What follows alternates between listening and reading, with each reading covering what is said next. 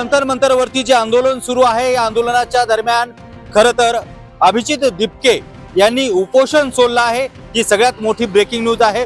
अभिजित दिपकेसह इतरही जे कार्यकर्ते, जे विद्यार्थी उपोषणाला बसले होते, त्यांनी उपोषण सोडलं आहे।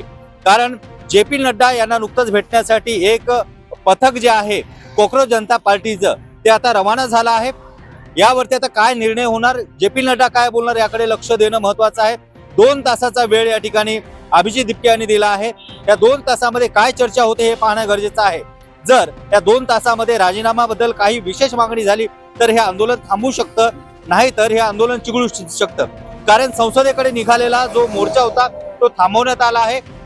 कारण जे.पी. नड्डा यांनी खरं तर या एवढे दिवस जे उपोषण सुरू होतं, एवढ्या दिवसाच्या उपोषणादरम्यान सरकारचा कुठलाही प्रतिनिधी जंतर मंतरवरती गेला नव्हता।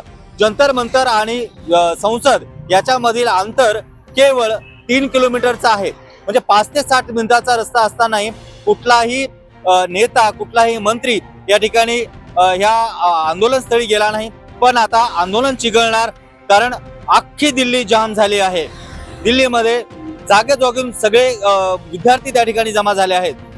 तुम्हाला महत्त्वाची गोष्ट सांगायची म्हणजे आज महाराष्ट्रात देखील या आंदोलनाला सगळ्यात मोठा सपोर्ट केला जात आहे। आता आपण पाहतोय कोल्हापूरमध्ये ठिय्या आंदोलन केलं जाते, भिवंडीमध्ये भर पावसामध्ये जनता या ठिकाणी आंदोलनासाठी उतरली आहे।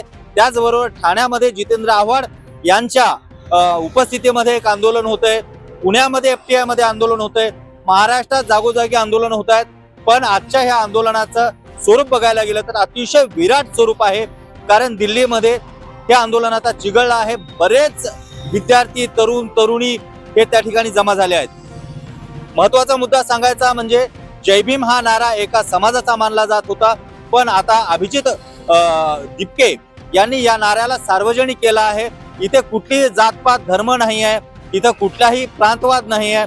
त्यामुळे जय जय जय जय जय भीमच्या घोषणा आता दिल्लीच्या जंतर मंतर मध्ये गाजायला लागल्या आहेत। खरं बघायला गेलं तर हे तरुणांचा जो आक्रोश आहे तो आता पेटताना दिसत आहे।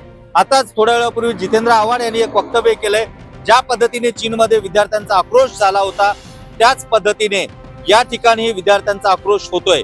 आक्रोश झाल्यानंतर मात्र सरकार कुठेतरी जागृत झालंय हे आता दिसून येतं। कारण जे.पी. नड्डा यांनी नुकतीच आता कोकरोच जनता पार्टीच्या पथकाला, जे त्यांचं टीम आहे, त्यांना आता वेळ दिली आहे। आता पाहूया यापुढे काय होतं ते, थेट जाणून घेऊयात दिल्लीमध्ये नेमकं काय चाललंय ते।